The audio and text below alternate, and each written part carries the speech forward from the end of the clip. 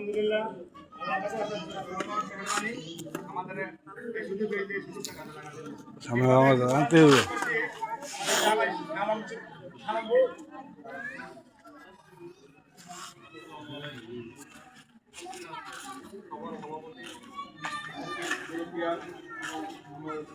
গ্রামবাসী আসসালামু আলাইকুম।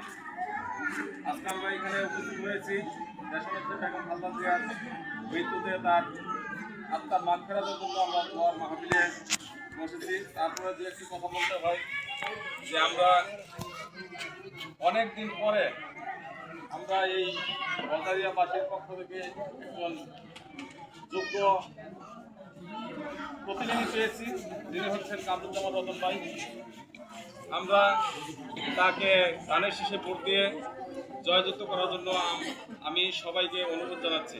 আসসালামু আলাইকুম।